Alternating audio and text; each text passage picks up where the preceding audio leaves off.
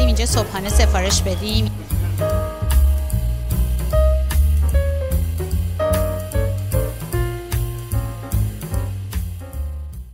خب بچه ها، اینجا یک شنبه است. روزتون بخیر هر جای دنیا که هستین. روزتونه، شبتونه، بعد از ظهرتونه به خیر و خوشی باشه. امروز ما در یک تصمیم بسیار ناگهانی شال و کلاه کردیم، از خونه زدیم بیرون که بریم به سمت یه جای قشنگ. خودمونم نمیدونستیم کجا میخوایم بریم، فقط میخواستیم یه جایی بریم. حالا این یه جایی شد به سمت دریا، یکی از ساحل‌های دریا رو انتخاب کردیم که بریم اونجا. ولی قبلش از اونجایی که من یک کم سرم درد میکنه و صبحانه هم نخوردم و گرسنمه، گفتم بریم یه صبحانه دیر وقت بخوریم و بعدش بریم که دریا رو ببینیم.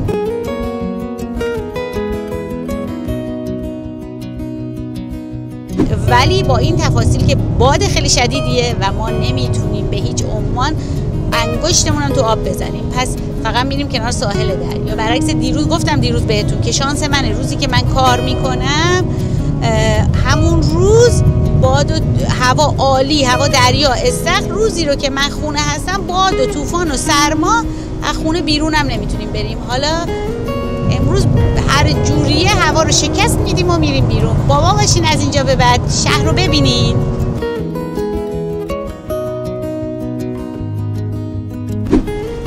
بچه اینجا یکی از اتوبان‌های سیدنی هستش. این اتوبان پولی هستش.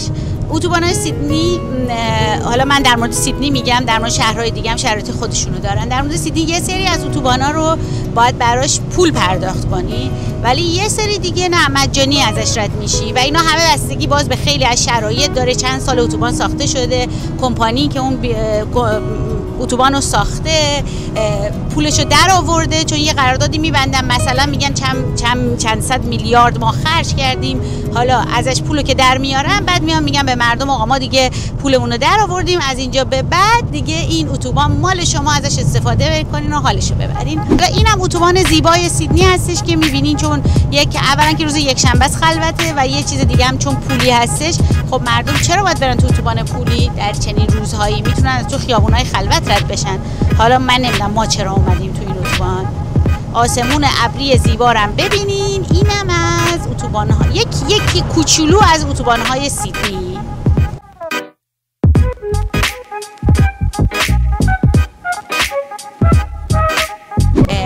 داریم اتوبان رو ادامه میدیم و دلیل این که اونجا بهتون گفتم نمیدونم چرا اومدیم، آره الان شوهرم گفت دلیلش اینه که ساناز خانم تصمیم نگرفته کجا داره میره، اومده وسط خیابون، رسیدیم به یه جایی گفته بریم دریا و در چنین شرایطی هیچ آپشنی وجود نداره به جز اینکه از اتوبان بخوای بری. یعنی نزدیکترین چیز اتوبان پولی بود که بهش میگن تول. حالا ما داریم از تول رد میشیم میریم. اینم یه قسمتاییش. وارد تونل شدیم، یکی از تونلایی که مال سیدنی هستش. این تونل قدیمی هست. بچه ما یه تونل تو سیدنی داریم که چندین کیلومتر زیر آبه. حالا این بار اگر موقع برگشتن بتونیم ازش رد شیم، سعی میکنم براتون ویدیو بگیرم نشون بدم. ما نمیفهمیم که زیر آب هستیم، ولی تو نقشه که نگاه کنی چندین کیلومتر زیر آبه و این یکی از دستاوردهای بزرگ سیدنی هستش. بچه طول این تونل رو ببینید چقدر زیاده. الان نمیدونم 5-6 دقیقه بیشتره که ما داریم تو تونل میریم و این هنوز ادامه داره. یک تونل لنکوف هستش و یکی از تونل‌های بلند و دراز سیدنی هستش که فکر میکنم داریم به انتهاش میرسیم. به خروجی تونل رسیدیم. از اینجا به بعد آسمون زیبای شهر سیدنی رو با هم دیگه ببینیم. بچه من این جاها رو به 90% دارم به عشق شماها میام که با هم دیگه شهر سیدنی رو ببینیم و یه سیدنی گردی خوشگل با هم دیگه داشته باشیم. از این بعد سعی میکنم که هوا تا خوبه بیام و شهر رو بهتون نشون بدم و ببینین که سیدنی زیبای ما از دریچه دوربین من و از چشم من چجوری هستش.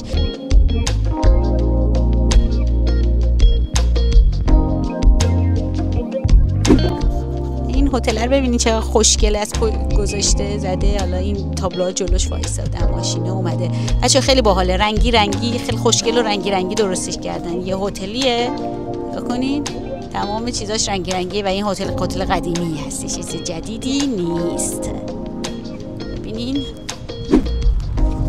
خب اینجا منطقه پاسیفیک هایوی هستش و این منطقه خوب سیدنی هستش دیگه، تو شمال سیدنی هستش و ما داریم میریم به سمت دریا و دریا معمولاً به سمت شمال که میریم دریا رو بیشتر میبینیم. الان نگاه کنید اینجا تابلو زده مسمن و ما داریم میریم به سمت ساحل زیبای مسمن.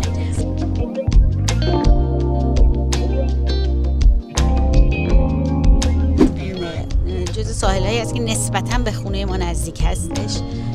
حالا بقیه‌ها یه ذره یه کوچولو دورتره ولی این نسبتاً نزدیک هستش. فکر می‌کنم با 20-25 دقیقه رانندگی در و آخر هفته 25 دقیقه اینا رانندگی در آخر هفته ما میرسیم به این ساحل زیبا. بچه این منطقه‌ای که خیلی خوب هستش، البته اینجا که من خود وایتا زندگی میکنن ولی مناطق نسبتا خوب سیدنی رو هر منطقه‌ایشو یه گروهی از مهاجرا توش هستن.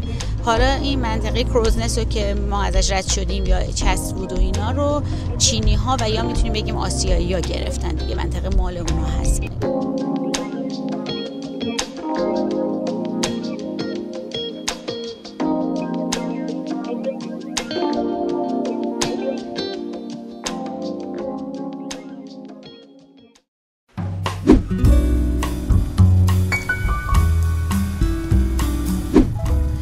این پارک زیبا رو ببینین چقدر خوشگله.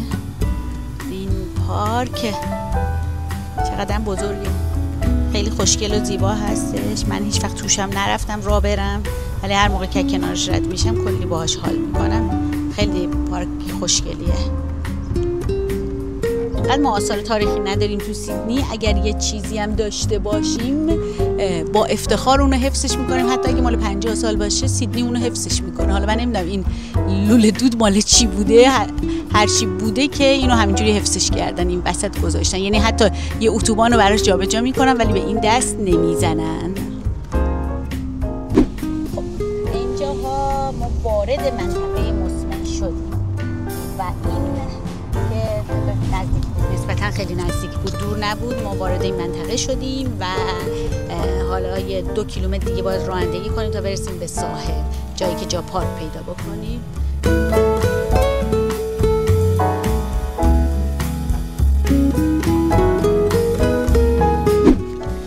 بچه مسمن جزو منطقه‌های قدیمی نسبتا میشه، برای اینکه ساختموناشو نگاه کنی یه جور خیلی قدیمی و چیز هسته. از مسمن یه فکر میکنم 700-800 متر که میریم ساحلی که وجود داره بلمور هستش که میریم به سمت اون ساحل. آنچنان آفتابی شد، گرم شد که من الان دیدم که واقعا هوا الان چجوری گرمه، سرد چیه انقدر این حجم از گرما. اینجا ببینین بچه ها دیده میشه، دریا از این بالا دیده میشه و چقدر زیباست این منطقه. اینجا زیباترین جایی هستش که توی این میبینم. بچه از اینجا شهر رو نگاه کنین، ببینین که سمت ساحل، یعنی اینجا رو داریم میدون رو دور میزنیم و میریم به سمت دریا.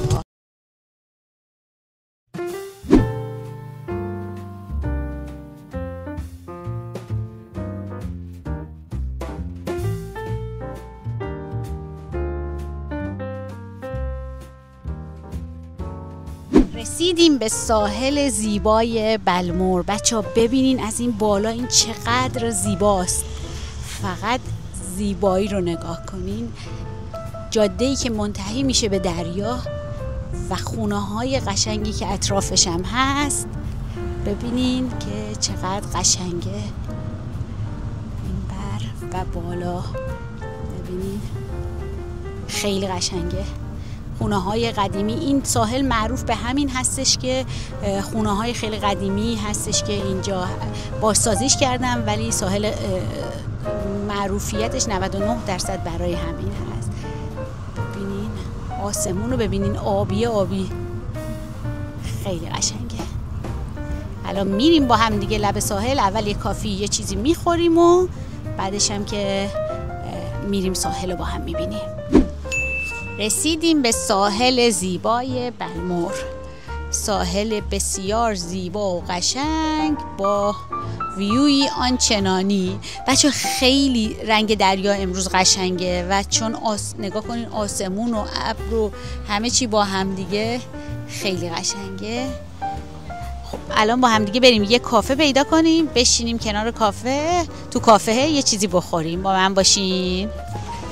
خب ما اومدیم اینجا صبحانه سفارش بدیم، یه جای بسیار زیبا.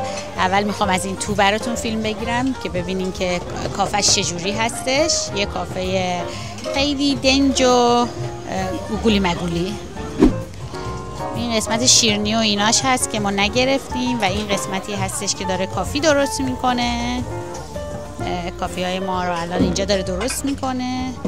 این قسمت سالاداش هستش. چقدر این سالادش باحاله.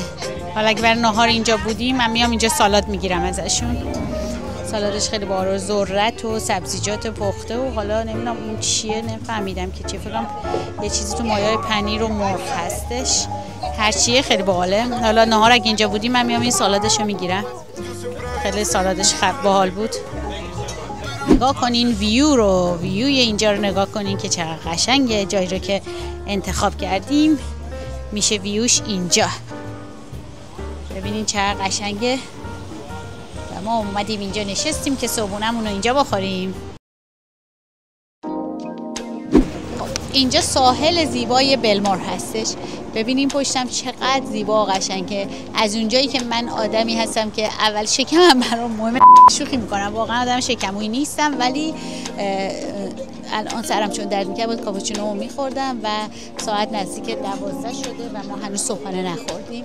پس صبحانه‌مونم اینجا بخوریم و میریم که قدم بزنیم از اونجا به بعد و با ما باشیم. ببینیم که اینجا چقدر زیبا هستش و همه چی خیلی ریلکسینگ هستش. بچه اینجا وقتی هوا که گرمه خیلی چیز عالی هستش. میای اینجا ساحلای اینجا مردم همه یه چیزی پهن میکنن رو زمین کنار ساحل دراز میکشن، ریلکس میکنن. خیلی چیز خوبه. میارمتون یه روز با خودم میارمتون که کم هوا گرمتر باشه، یه روز با هم دیگه میایم و اونم با هم دیگه تجربه میکنیم. بچه زندگی تو سیدنی از یه سمتی خیلی آسونه، از یه طرف هم خیلی سخته. سختیش اینه که خب اینجا باید سخت کار کنی. این که اگر بخوای مثلا آسون بشینی سر جات، نمیدونم همش دنبال کارهای آسون و خیلی چیز باشی، خب خیلی زندگی سخت‌تر میشه. حالا تو هر رشته‌ای که هستی اگر بتونی ساعت‌های زیادی رو کار کنی و یعنی به اندازه، نه اینکه ساعت‌های زیاد منظورم 24 ساعت کار کنی، نه، ولی به اندازه اگر کار کنی، به اندازه وقتی تو برای کارت بذاری، اینجا موفق میشی. و اینکه آپشنی وجود نداره که بگی من کار پیدا نکردم. یعنی بالاخره تو یه کاری پیدا میکنی، مگر اینکه حالا بخوای بگی او مثلا من این رشته رو خوندم میخوام حتما همین الان تو همین رشته بدون تجربه کاری کار کنم. خب نه، یک کم سخته اینجوری بخوای فکر کنی. ولی اگر مثلا بخوای بری بگی که آقا مثلا من مهندس مکانیک هستم تو حالا رشته مثلا ماشین آلات فلان، اگر بیای بگی آقا مینیمم حقوق من اینجا برای این کار مثلا ساعتی $90 و خب الان تجربه‌ای تو سیدنی نداری و میخوای با همون ساعتی $90 بری سر کار، نه، یک کم سخته. ولی اگر بیای توقعتو بیاری پایین، بگی آقا ساعتی $90 هیچی، من با ساعتی $40 میخوام بیام وایسم و یه مدت زمانی رو با حقوق کم میخوام کار کنم، حتی پیشنهاد بهشون بدین که آقا بیا حالا مثلا من میام 2 هفته 3 هفته و حتی 1 ماه میام مجانی وای میستم اینجا برای اینکه سیستم کار شما رو یاد بگیرم. مطمئن باشین که اون طرف اگر 2 هفته هم وایسی، بعد 2 هفته ببینه که خب تو واردی، کارو بلدی، خب بهت کارو پیشنهاد میده، میگه وایس اینجا کار بکن. برای منم همینجوریه. بچه‌هایی که میام پیش من کار میکنن انقدر اومدن، ولی کسایی هستن که میان میگن اصلا برامون مهم نیست، ما اومدیم که کارو یاد بگیریم. حتی شده من دارم بچه‌هایی که 1.5 ماه هم اومدن مجانی وایسادن، کارو یاد گرفتن و الان 9 سال دارن تو این کلینیک کار میکنن برای اینکه خواستن یاد بگیرن. پس همیشه آپشن وجود داره برای اینکه کار کنین، ولی خب دیگه باید به خودتون بقبولونین که مهاجر هستیم و همیشه مهاجرا باید از تو رشته خودتون از صفر شروع کنین. نمیتونین بگین تو رشته خودم میخوام از همونجا شروع کنم. پزشکم باشی باید مریض جمع کنی، هیچ فرقی نمیکنه. بچه‌ها کافیامونو آوردن، کافیامون حاضر شد آوردش با یه دونه بیسکویت کوچولو. اومد معذرت خواهی کردش که توی کاپ چیز نیاورده. البته من خودم ترجیح میدم همیشه از یه بار مصرفو استفاده کنم تا کاپای اینجا رو بیاره. پرسید که میخوای آب برات بیارم، گفتم که آره، چون اینجا آب شیرم خوردنی هستش. حالا برامون آب شیر و لیوان آوردش که آبم بخوریم. Thank you. لیوان آوردش که حالا کافیامون رو بخوریم، شروع کنیم به کافی خوردن تا صبحانمون هم برسه. هوا انقدر مسخره است که همین الان یک دفعه انقدر خنک شدش که اجازه بودم برو از تو ماشین یعنی خودش پیشنهاد داد برم تو ماشین نگاه کنم ببینم ژاکت داری. حالا فکر می‌کنم یه چیزی داشته باشم تو ماشین، نمیدونم چیه، ولی فکر کنم برای سر کار و اینا معمولا یه چیزایی تو ماشین میذارم. یه ژاکت داشتم تو ماشین، هوا سرد شدش، گفتم بهش که سردمه، گفت میرم تو ماشین نگاه میکنم چی داری. رفت یه دونه ژاکت سر کارمو پیدا کرد برام آورد بپوشم حداقل سردم نباشه اینجا. Would you like toasty? Any bread? Yes, but I ordered 2, yeah? 2? Yes. توستم داشت، میگه توستم میخوای داشته باشی؟ من اصلا اوردرم توست داشت.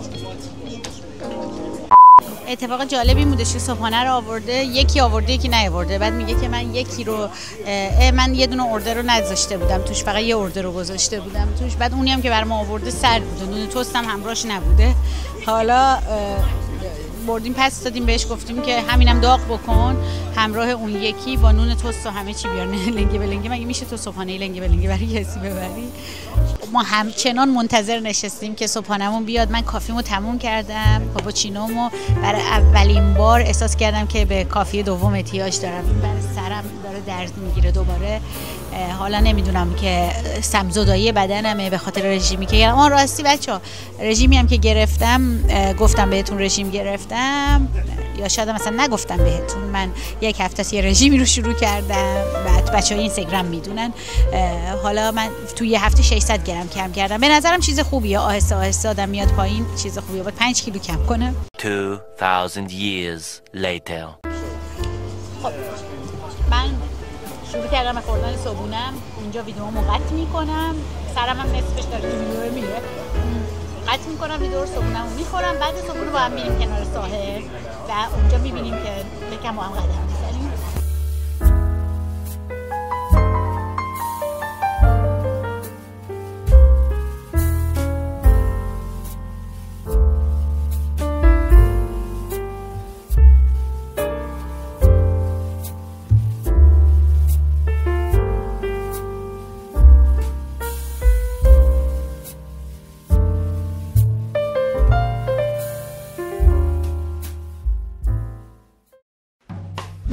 بریم به سمت ساحل، پیاده روی کنیم بریم به سمت ساحل.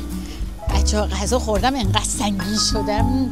خوب بود صبحانش، بد نبود، ولی انقدر اینجا باد بودش که بهتون میگم ظرف 1 دقیقه و نیم تخم مرغش سرد شدش.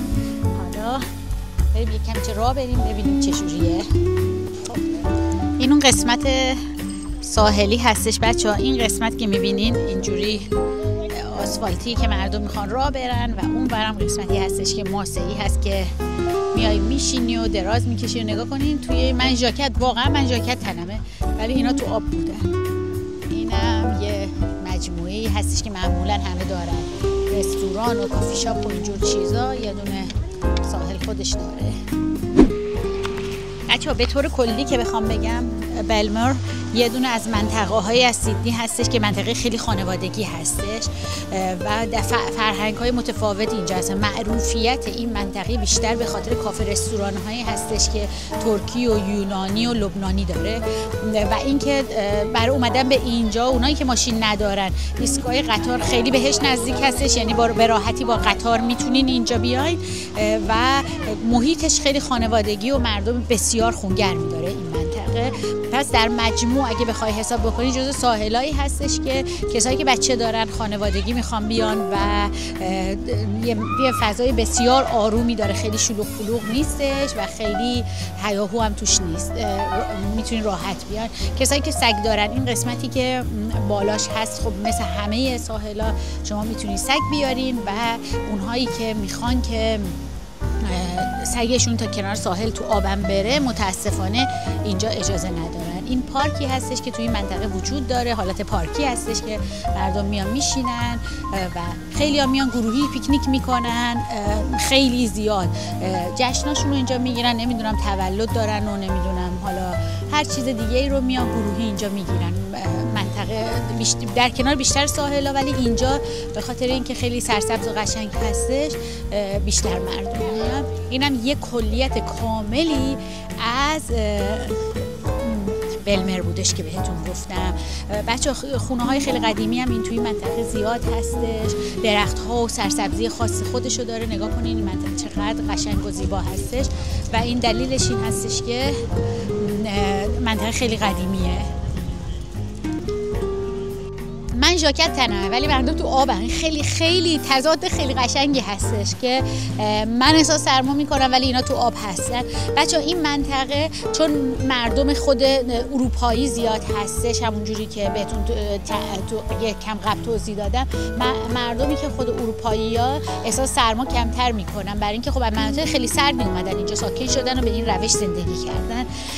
این ساحلش خیلی دنجه، نگاه کنین چه جوریه، انگار که مثلا مثل یه خلیج میمونه. اصلا شما احساس نمی‌کنین که اینجا مثلا یه ساحلیه که روبروت یه دریا بزرگ هستش، این یه خلیج و یه فرو رفتگی هستش. واسه همین خیلی حس آرام بخش خیلی خوبی داره. بچهای سیدنی که دنبال یه جای دنج هستین، بلمر خیلی جای دنجی هست که بیاین ریلکس کنین. بچه ویدیوهای سفر من تموم نشده، ویدیوهای سفر من ادامه داره، ولی من برای تنوع یه چند تا ویدیو میام از داخل استرالیا و روزمرگیام براتون میذارم و در ادامه دوباره ما میریم که ویدیوهای سفر رو براتون بذاریم. اگر ویدیوهای منو دوست دارین لطفاً لایک، کامنت، سابسکرایب و اون زنگوله رو هم بزنین و با این کارتون از من حمایت میکنین. ممنون میشم ازتون. خب بچه‌ها این انتهای یک روز سفر من میتونم بگم به سمت ساحل. خوشحالم که با من هستین. امیدوارم که از این ویدیو خوشتون اومده باشه. لطفاً برام بنویسین که چه جور ویدیوهایی بیشتر دوست دارین از سیدنی، از استرالیا بذارم براتون. خوشحالم که با من هستین.